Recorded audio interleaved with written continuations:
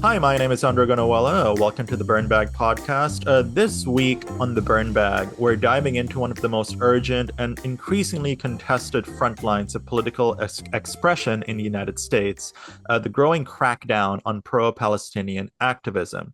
So, as campus protests have really been quite prominent and a mainstay since the war ignited in 2023, the Trump administration and its allies are now moving to deport foreign students and activists who have been speaking out against the war in Gaza.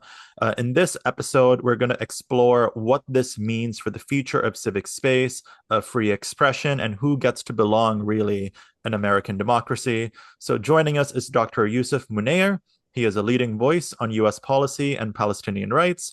He is a senior fellow at the Arab Center in Washington, D.C., and the author of a chapter in the recent book, Suppressing Dissent, Shrinking Civic Space, Transnational Repression, and Palestine Israel. If you may recall, we had Zaha Hassan from the Carnegie Endowment on the podcast maybe about a year or two ago.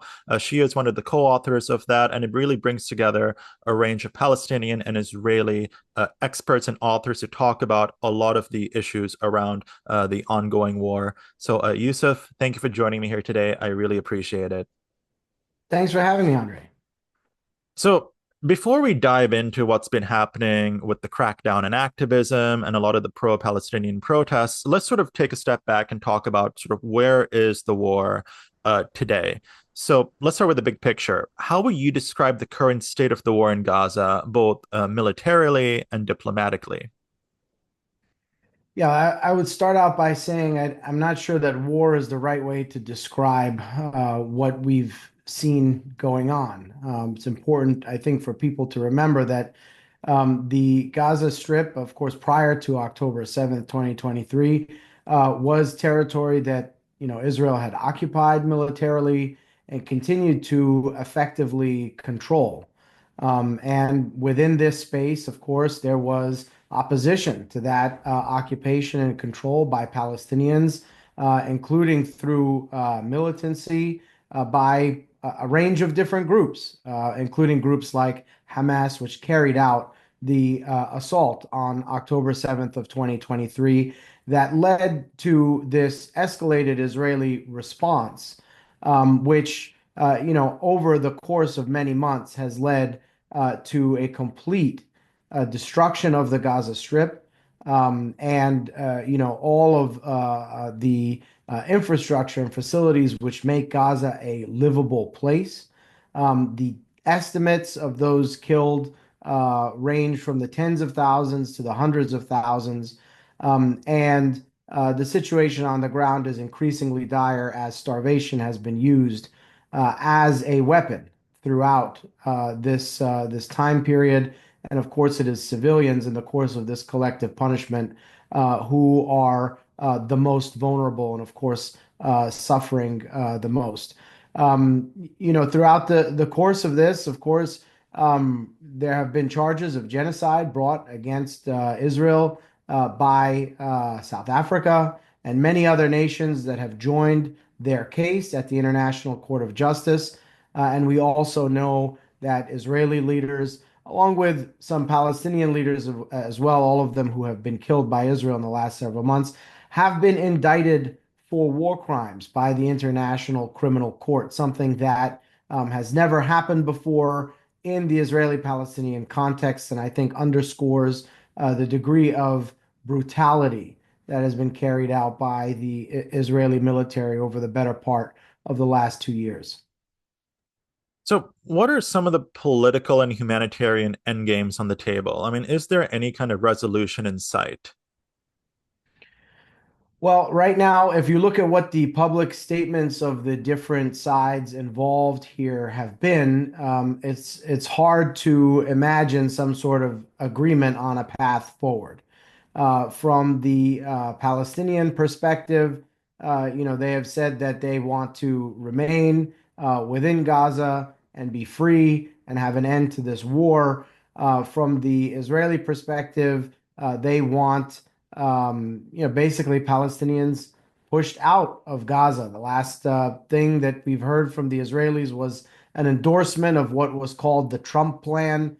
Some of your listeners may remember that at the outset of his administration, the president Donald Trump, alongside Benjamin Netanyahu, outlined his vision for a Gaza Strip that was empty of Palestinians, which would be controlled by America and turned into some kind of Trump real estate development. The Israelis have, in recent weeks, endorsed this vision, dressing up the idea of ethnic cleansing as something that they would present as a choice to Palestinians. But of course, when you've destroyed every possible way to survive in Gaza, including the schools and the hospitals and the water infrastructure and the sewage and the electricity and the food resources and so on, you're not really leaving people a choice to make. It's either stay in Gaza under these conditions, which almost certainly will lead to death, either in the immediate short term or in the medium term, or be forced out against your will. Of course, Palestinians are not interested in leaving. They do not want to be subjected to this choice.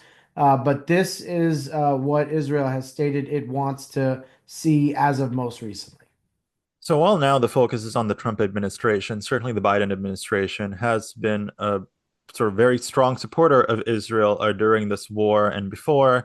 So, I mean, how has US policy really shaped the trajectory of the war, both directly and indirectly, under both the Trump administration and the Biden administration? And how, I guess, do those two administrations compare, in their approach to this war, in their approach to support for Israel, and so on? Yeah, I mean, I think there's less difference between the administrations than people imagine. In a moment of American politics that is characterized perhaps more than anything else by hyper-partisanship, one of the few things that there seems to be bipartisan support for, at least at the highest levels of politics, is unwavering U.S. support for Israel, basically no matter what. This was the policy of the Biden administration. It was the policy of the Obama administration. It was the policy of Trump 1. It remains the policy of Trump 2, unless something fundamentally shifts. There's not a huge difference between these two. And you ask sort of what impact does this US policy have?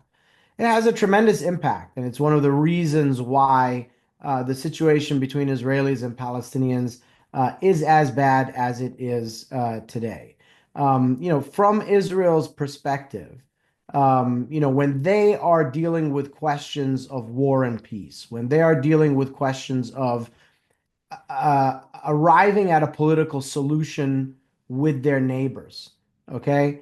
One of the things that they have to weigh is what the costs of war are. Because if the costs of war are tolerable and acceptable, then you can always choose that option. But if the costs of war are increasingly high, then you have to start thinking, does it really make sense for us to go down this road? What are the alternatives to being at war forever with our neighbors? What are things that we could be spending money on otherwise if we're not spending it on the military and on this occupation and on this perpetual apartheid? The role of American policy has been, through its unwavering support for Israel and its military, to prevent those questions from really being asked. Because the United States government and the US taxpayer is effectively subsidizing in perpetuity Israel's war aims.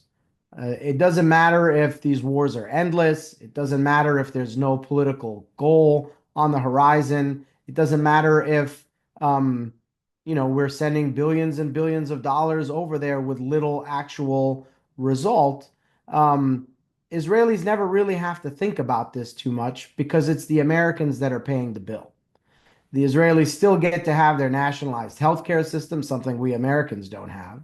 They get to have a highly subsidized educational system, again, something we here in the United States do not have. And it's people like you and I here in the United States and people watching who are picking up the tab so that Israelis can have a fairly robust welfare state and live in perpetual war. And so, because of this, US policy has been very, very, very devastating because it's allowed the Israelis to constantly choose war and never have to seriously consider peace. So the two-state framework has long been the U.S. policy in terms of its approach to Israel and Palestine, and was often referred to as a cornerstone of that diplomacy. Is that still a viable framework in your view? Well, it's really hard to imagine how it happens. And I think, the idea behind two states was effectively to divide the land. Okay, we're going to draw a line down this thing somewhere. We're going to have one state here and one state there. Okay? And so, the when you're talking about dividing land, to make that work, there has to be a way to make a clear division, right? And the problem that we've seen is that over time, it has become harder and harder for there to be a clear division of land because Israeli settlements continue to be built and expanded in Palestinian territory. So, here, think about it this way. If we said to these two sides, look, you guys have been fighting for a long time. It's time to share. Okay. You approach this as kindergartners. Okay. We're going to share. You guys have been fighting, let's say, over this pizza. Okay. There's 8 slices here. One of you guys is going to get 6 slices. One of you guys, the Palestinians, you're just going to get two. That's how the two-state breakdown works, by the way. The Israelis get to keep the vast majority of the land, right? And you guys are just going to have to accept that. Now, the Palestinians said, you know what? Um, we're willing to work with this. We're willing to work down this road. And when they started the peace process with the Oslo Accords, the vision was an independent, viable, contiguous Palestinian state on 22% of the territory, something that was supported by the United Nations resolutions and international law. But throughout the time since then, Israeli settlements have continued to be built and expand inside the territory that was supposed to be part of this Palestinian state. So not only are the Israelis keeping 6 out of 8 pizza slices, they're eating the last 2 slices that belong to the Palestinians while still claiming to negotiate over them. And so at some point, there's not enough pizza left to make a deal.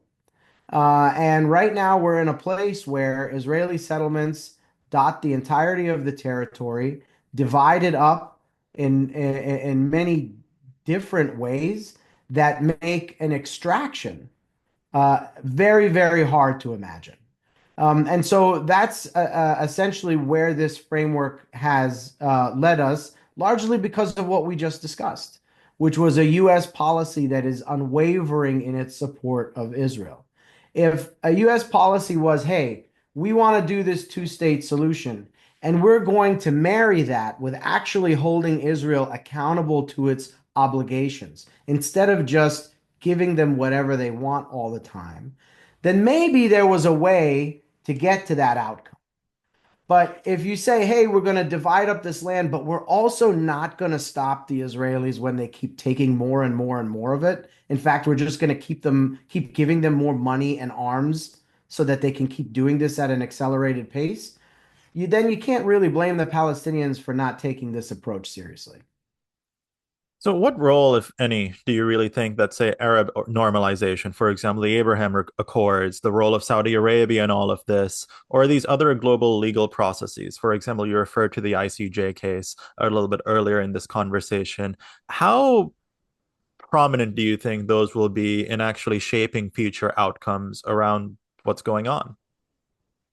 Well, I think some of them can be prominent. When it comes to normalization that you mentioned with the Arab world, this is something that the Israeli government and particularly Benjamin Netanyahu, the Israeli prime minister, has sought, because the way that he sees it is that by making direct relations with the Arab states, and specifically those who they do not currently have relations with, what they can do in turn as a result of that is weaken the Palestinians because the Palestinians rely on Arab partners to continue to support them in their cause and their struggle for self-determination.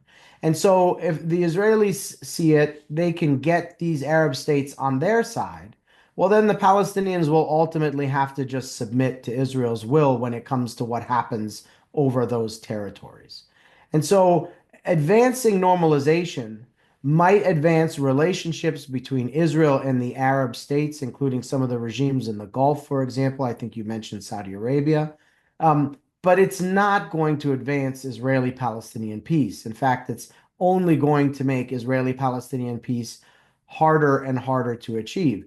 This is why the Arab position for a very, very long time, a unified Arab position, has been that the Arab states, and not just the Arab states, but also the states that make up the Organization of Islamic Cooperation, which is 57 Arab and Muslim countries, are prepared to have full diplomatic relations with Israel if Israel achieves peace with the Palestinians on the basis of international law.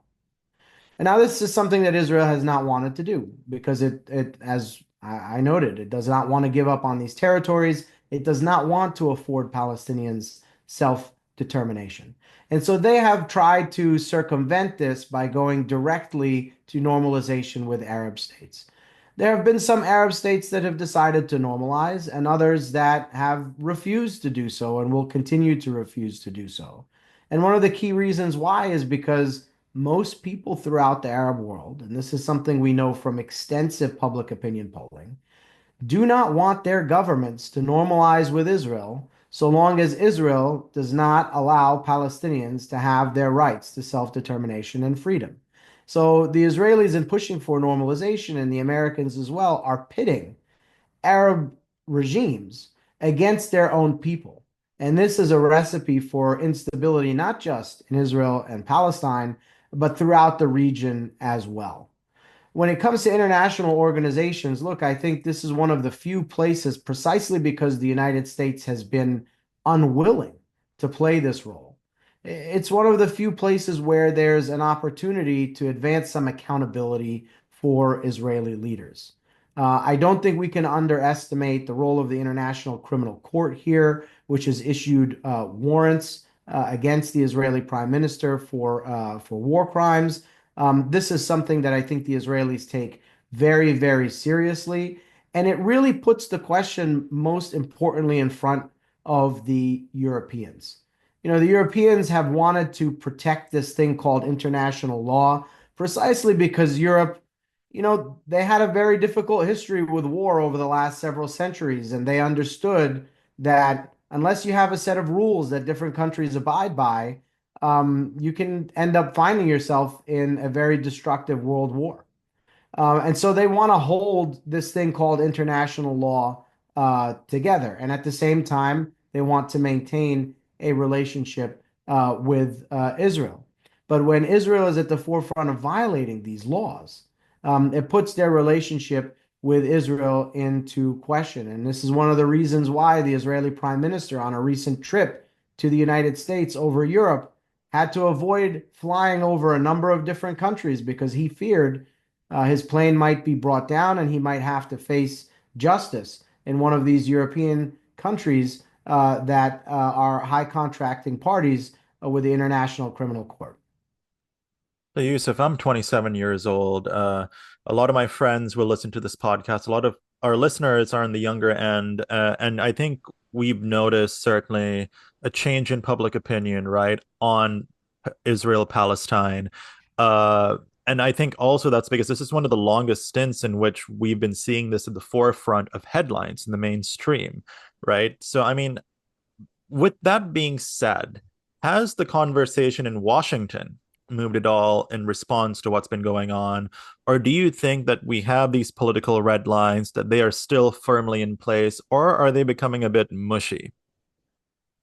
Yeah, this is a great question. And look, there's no doubt that we have seen significant change in public opinion. The most recent public opinion polls that we have seen that were conducted by Pew, which does a series of polls on this and many other issues and has for so many years, which allows us to kind of see trends over time.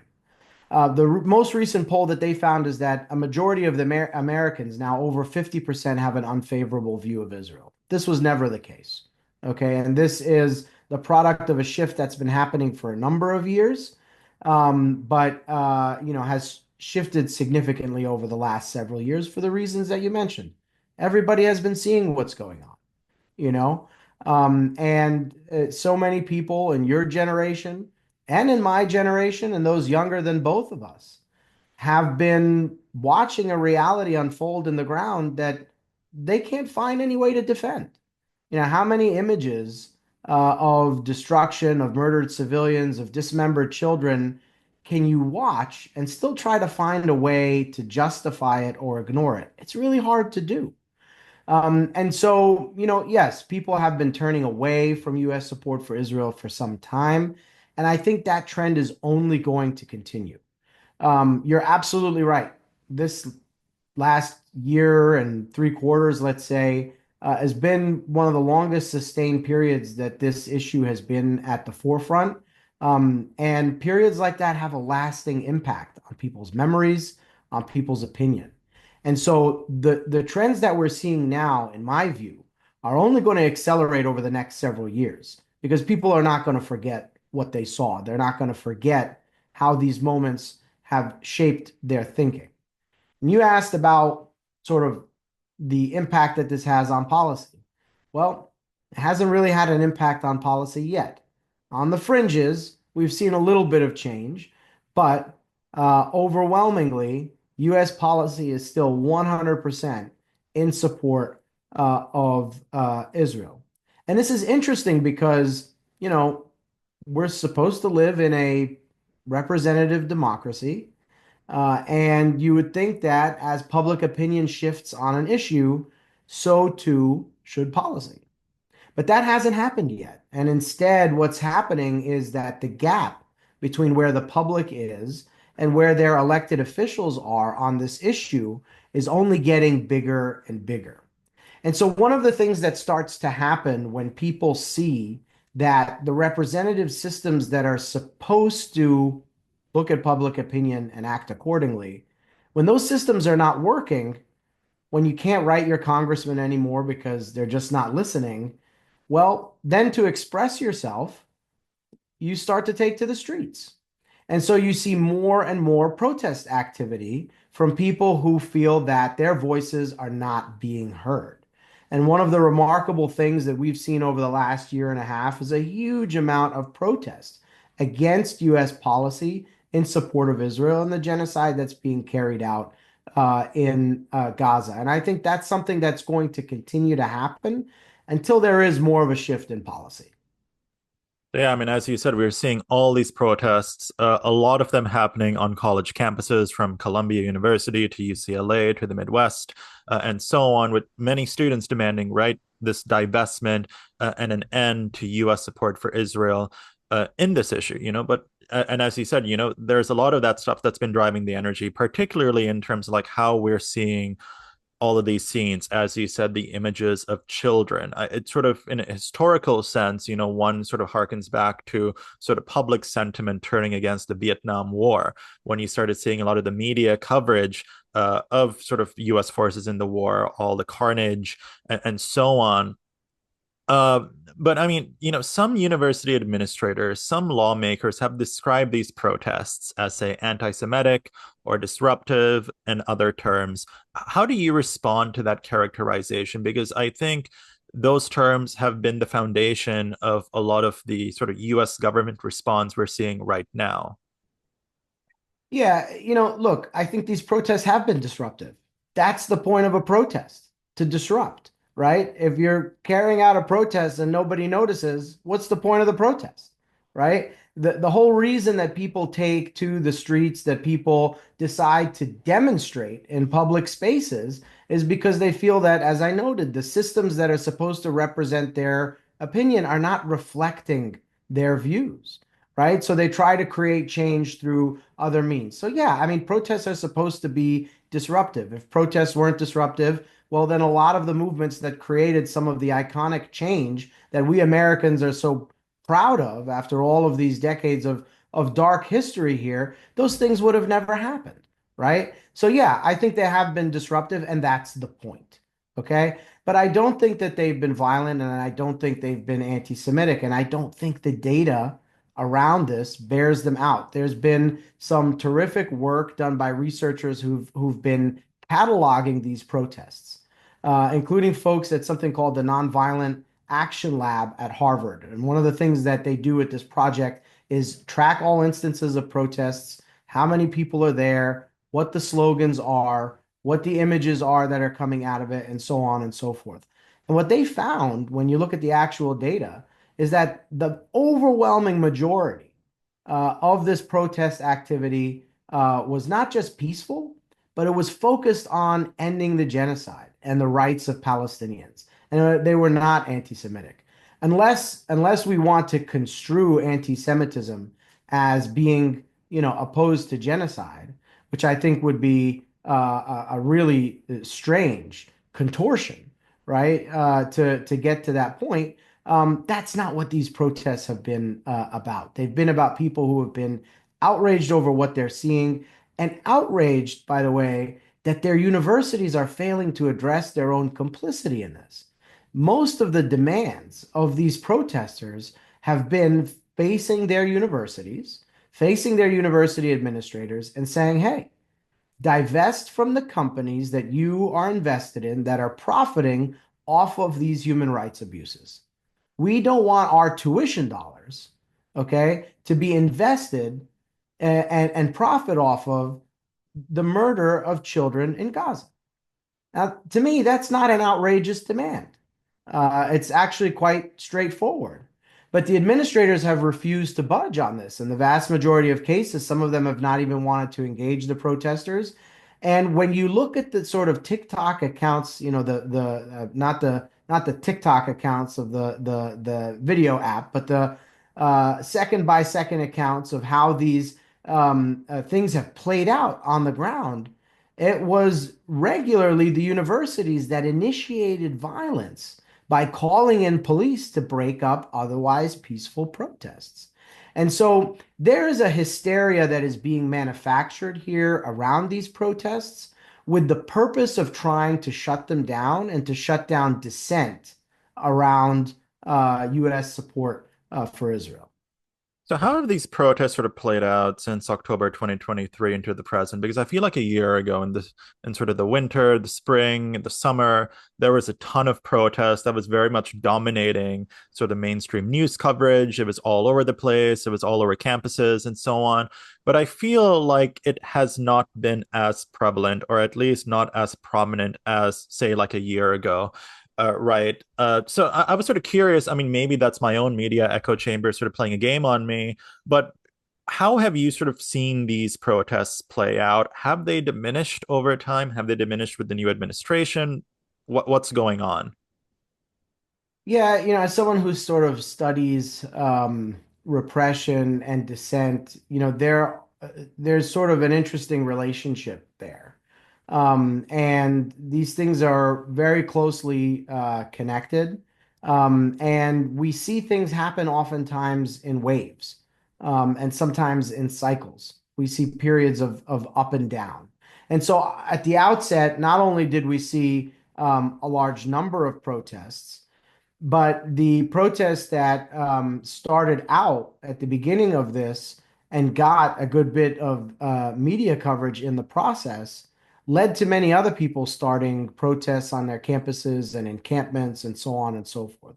And so there was a sort of snowball effect there. And the reality is that it's hard to sustain demonstrations and protests indefinitely, especially when university administrators are calling police in to arrest people and then suspend them and expel them and whatever else for practicing their First Amendment freedoms, right? So there has also been undoubtedly an impact from all of the repression that we've seen, both from university administrators, but also from the federal government, which is now increasingly taking steps to punish people who have protested and spoken out in opposition to this genocide. So I guess I just want to ask this question because I've seen this sentiment expressed, say, by a lot of, like, say, Democratic Party operators, for example, right? Saying that, okay, like a lot of these protests occurred during the Biden administration. Why aren't we seeing like a significant surge in protests during the Trump administration? And perhaps, again, it may be my media echo chamber, so I'm not seeing what's going on. But like, how do you respond to that? Democratic operator saying, a lot was going on in the Biden administration. It seems worse in the Trump administration. Why aren't protesters getting out there in similar numbers? Yeah, look, it's a fair question, and I think if we look at what has taken place over time, it's not particularly hard to understand. First, yes, these did start out during the Biden administration. These did start out in the fall of 2023, and then by the spring of 2024, you have summer break. People leave their campuses, right? You see a lot less activity on campuses in the summer than you do during the semesters. That's just part of the natural flow of things. I think it's also important to remember one of the main agenda items for these protests was a ceasefire. People were calling for a ceasefire for months. At the outset, the Biden administration did not want a ceasefire. They said, I think the White House at the time said calls for a ceasefire, this was in October or November of 2023, were disgraceful. Okay. And so the Biden administration was diametrically opposed to one of the key demands of these protests, right? When the Biden administration ended on the first day of the Trump administration, okay, a ceasefire went into effect. Okay. So one of the main things that these protesters were looking for um, came into being as soon as Trump took office. It has since fallen apart, and there continue to be protests throughout this period, even if they're not as big as they were immediately at the outset. But we've also seen intense repression kick in during the Trump administration. So I think the confluence of those factors explains the disparity that your question sort of points to. So, in your recent chapter, quote, Closing Spaces Beyond Borders, in the book I mentioned at the start of this interview, Suppressing Dissent, you argue that Israel engages in what you call transnational repression to limit civic space abroad. For listeners who are unfamiliar with that concept, can you sort of walk us through what you mean by that and how, in your view, the Israeli government may influence or contribute to the suppression of activism and protests really outside its borders, particularly here in the United States? Because I think, when you're talking to a lot of activists, to a lot of protesters, they will say things like the Israeli government, of course, is sort of suppressing speech and so on. You write about that in the chapter. Can you tell us a little bit more? Sure. So I think most people understand what repression is, right? It's usually for those of us who study it, the way that we define it is when usually states or governments, regimes, whatever you want to call them, engage in coercive behavior against dissenters. Okay, and usually this is a phenomenon that we see happening within the state. Okay. And this is, I think people are quite familiar with this. It happens across the world. It's quite horrific. And it's something that, people of conscious human rights organizations, those who believe in freedom, democracy, and justice, call out and condemn, okay, when it takes place. Transnational repression is when states or regimes seek to target and coerce dissenters beyond their own borders. Okay. And we see this practiced by a lot of different countries. One of the most famous examples of this, for example, was the murder of Jamal Khashoggi, a U.S. green card holder and Saudi dissident who was a journalist for the Washington Post and was basically murdered inside of a Saudi embassy in Istanbul, where he was lured in and then murdered, and his body was never found. This was a huge case and quite a stunning example of transnational repression. But this high profile case is an outlier in terms of most of the transnational repression we see. Regimes look for all different kinds of ways to silence dissent abroad. Some of it is brute force, but some of it is, far less overt. Some of it includes digital surveillance, tracking you on your phone. Some of it includes intimidating your family back home. Some of it, includes smear campaigns and lawfare, so that they can target you using legalistic means. and so on. So we see a lot of different variations of this. In the Israeli case in particular, the Israeli government realized several years ago, and this is something that I go into great detail documenting in the chapter that I've contributed to the Suppressing Dissent book. The Israeli government decided as a matter of policy several years ago that global dissent around Israel's behavior towards Palestinians was a problem that the state needed to address. Okay, the fact that people were calling for boycotts in San Francisco or in London or in Berlin or what have you of companies who were profiting off of Israel's human rights abuses. This wasn't just something that Israel didn't like, but it was something that, as a matter of policy, the government decided that they needed to fight. They needed to combat.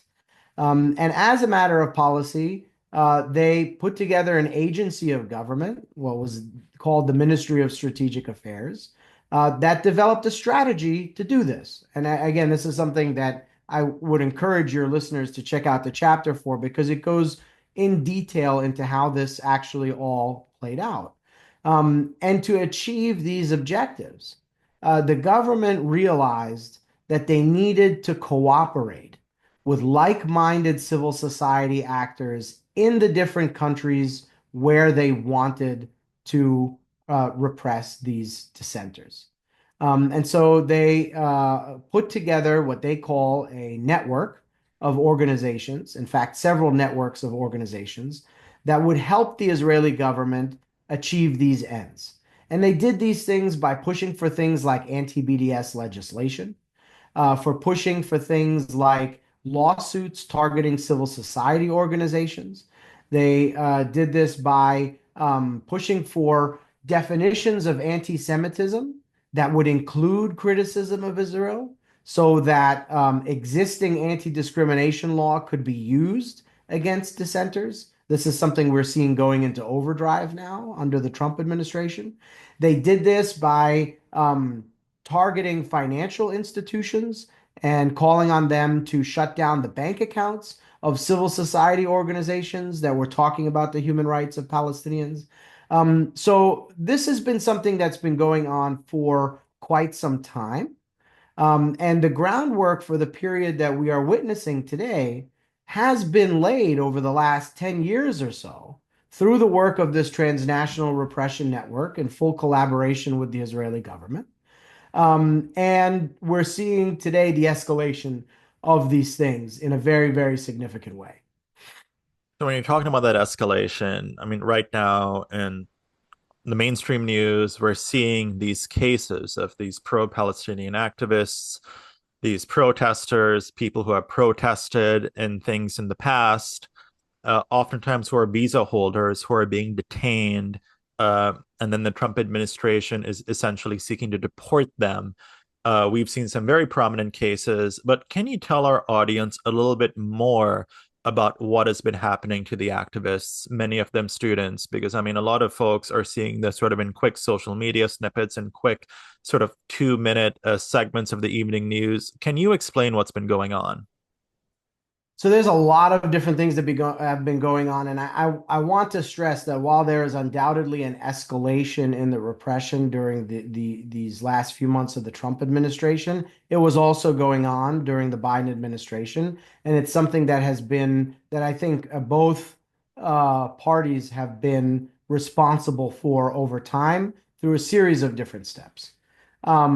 But what we've been seeing is efforts not just by the federal government, okay, and I'll talk about those in a minute, but we've also been seeing efforts by universities themselves to repress these student groups, and they've done this either by banning student organizations from even existing, right? Denying applications for student organizations to be started, suspending or expelling students, calling the police onto their campus grounds to arrest students, right? Threatening students with all kinds of other disciplinary procedures short of suspension or expulsion, and so on. And we've seen this also in the employment space, right? Where not just in the academy, where professors and staff might face different sanctions because of activism that they've been involved in, but also outside of the academy, where people who have spoken up in one way or another have been fired or have been suspended in their course of work and so on. So there's a lot of different ways that this repression is taking place across society, short of federal government involvement. Now, at the level of the federal government, one of the things that we've been seeing most recently and most prominently is the use of immigration law enforcement directed from the very top of the American government against protesters. And this is one of the areas of the law where the administration can assert a really great degree of power, precisely because immigration is something that is understood to be a prerogative of the executive branch. Okay. And so it's a lot easier for the administration to use the blunt object of repression through immigration law and targeting specifically those who are non-citizens or are not citizens yet here in the United States, because they believe that they could get away with it. And of course, this is something that the courts are still working out. But as far as the federal government is concerned, and this administration in particular, they believe that they can revoke a visa, or they can revoke even a green card for a lawful permanent resident here in the United States on the basis of their protest activity.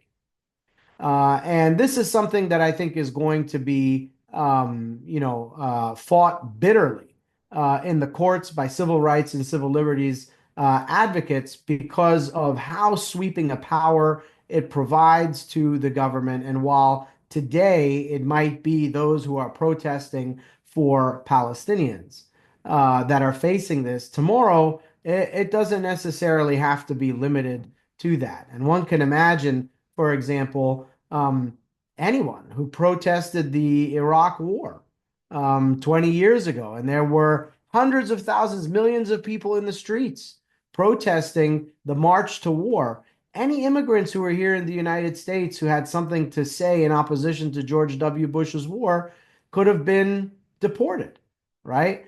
And it doesn't have to stop at the Middle East, right? Think about Ukrainians here in the United States on temporary protected status. Maybe they don't like the way that President Trump is handling Russia and Ukraine.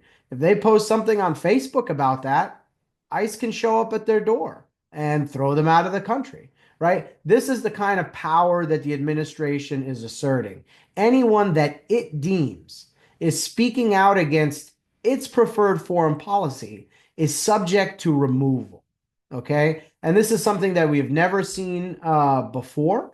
And it's something that the administration is asserting repeatedly in case after case, targeting students who have spoken up, including in one case, a young lady who was studying at Tufts University, who it seems her only crime was writing an op-ed in the student newspaper calling on her university to divest from companies that profit off of these human rights abuses. And because she wrote that article, federal agents, masked federal agents, abducted her on the street and effectively disappeared her in the United States of America. Okay, this is where we're at today. So these are really sweeping powers that the administration is asserting. They are very authoritarian in nature and do not bode well for those of us who want to see the United States be a place where freedom of speech is respected and where due process and law rule the day. So you mentioned the young woman at Tufts University who really, I mean, that's what I've been reading, yeah, right? Like she wrote the op-ed and then ICE sort of came and took her. I think one of the first instances of this case sort of happening, it was the detention of Mahmoud Khalil at Columbia University. He was one of the leaders of the encampment there. When you sort of saw that news coverage on him, did you sort of expect this slippery slope, right? To like where we've now arrested, aim to deport very many more activists, some of whom, I mean, I read one story of a young woman who had posted some, pro-Palestinian content online, as many do. And then she was wrong place, wrong time, I believe, at one of the protests, got arrested, but like not like I think the charge was sort of dismissed against her, but then suddenly like she was on one of the ICE lists, right? So I mean, did you expect this slippery slope to happen when Mr. Khalil was detained? Well, I'll tell you, I expected it even before Mr. Khalil was detained. And in fact, in the chapter that I wrote, which went to print last year but was written well before that, I conclude by forecasting a future of intensifying repression around Palestinian rights in the United States. This is not something that it should be surprising to anyone who's been paying attention. The trend that we've been seeing in these transnational repression efforts is to increasingly attempt to recruit law enforcement as the response to dissent. And so, why should we be surprised when the police are being deployed to arrest people, disappear people without due process simply because they expressed an opinion? This has been the direction that we've been going in for some time. I think the Trump administration and the politics of Trump in particular, specifically as it relates to immigrants, has meant that the administration has been even more willing to push the envelope on what they can get away with in terms of immigration law. Because the precedents that they set with this stuff will allow them to do much more expansive stuff on the immigration front that goes way beyond just those who speak up about Palestine. But we should not be surprised when they start denaturalizing American citizens. We should not be surprised when they start rounding up people who came to this country, or maybe even whose parents came to this country and who were born here, right? And try to deport them to El Salvador or wherever else that they may want to ship them off to. I'm telling you right now, for the record, I wouldn't be surprised at all when that starts to happen. This not only is the next step in the trends that we've been seeing build for many years, but it fits within the ideological vision of a Trump administration, a white nationalist political ideology that doesn't want to see immigrants in this country. And so, because of that, I wouldn't be surprised at all if that's the road that we head down. So you said denaturalization. Have there been any moves to that? Because that's a pretty big sort of thing you just said, denaturalization. It's rare in American history that we see it, but we also have never seen in American history lawful permanent residents deported on the basis of this foreign policy claim, which is something that the administration is not just asserting in one or two cases, but is asserting in a mass way, right? So I wouldn't put it past. We have, of course, seen instances of denaturalization in the past. There are lawful ways in which this takes place. There are unlawful ways in which this has taken place throughout history. But I don't put it past this administration to attempt that. And then it ultimately falls on the courts to, rule on whether or not this is permissible or not. But I think that if people are relying on the courts to do justice in these instances, they may very well be disappointed with what the courts are able to do. So now, there are going to be proponents of the deportations who are listening to this interview. On the Burn Bag, we bring a wide variety of people on, guests on of divergent opinions and therefore divergent audiences. So I expect fully that some of our audience members will, be like, why should we allow, foreign students or activists who criticize U.S. policy or even Israel to study and organize here? I mean, we have the Secretary of State, Marco Rubio, who one used to see as sort of this mainstream Republican before he was in the Trump administration, who said, okay, like visas are a privilege, they are not a right. How do you sort of answer that question that, say, proponents of this would have? I think the answer is quite simple. When leaders are elected in our country, when soldiers go to war for our country here in the United States, what they swear an oath to protect and defend is the Constitution of the United States. We don't swear an allegiance to a king. We don't swear an allegiance to a chunk of land. We swear allegiance to an idea. And this is something that makes the United States as a political experiment unique in a lot of ways. The Constitution is the American idea. That is what it means to be American. It's not about a race or an ethnicity. It's not about a religion. It's about adherence to a certain set of principles, among which freedom of speech is one of the most highly regarded.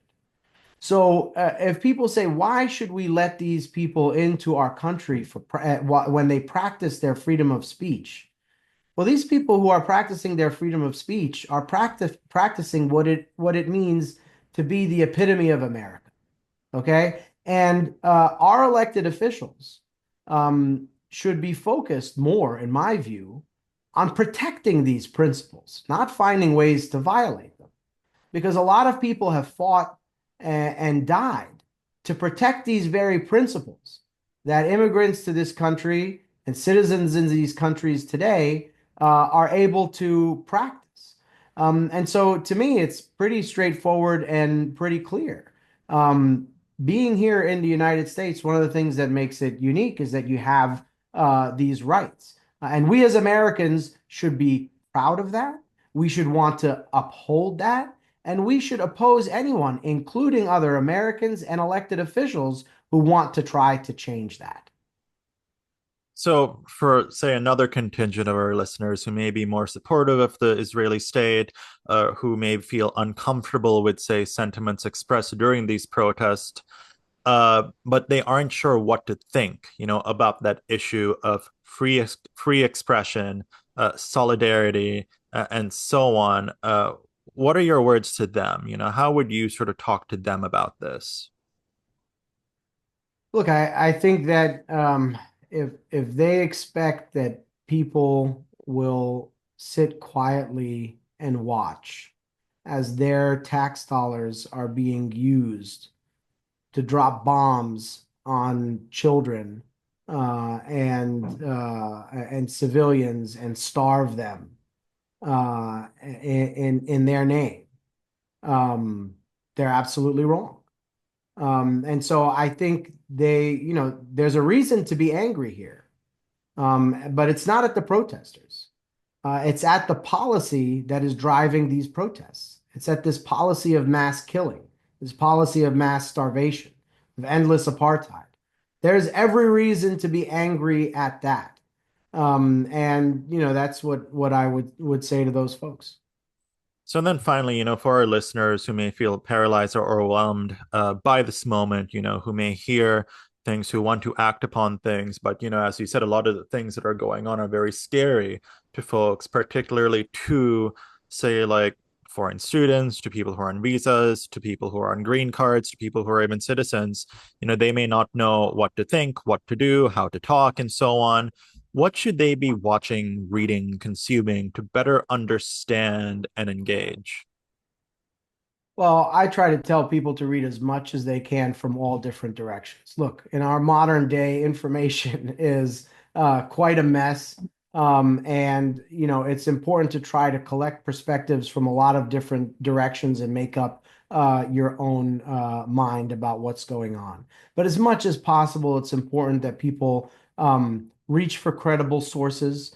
And when it comes to understanding the situation on the ground in Palestine, listen to Palestinians, listen to the people in Gaza, listen to what they've been calling for and demanding, what their views and perspectives are, including those who are most vulnerable.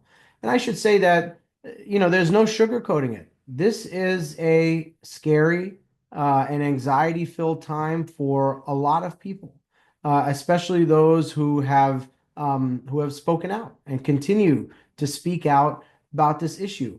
At the same time, never before in history have I seen such overwhelming support around the world for Palestinians and for their cause and for the cause of Palestinian freedom.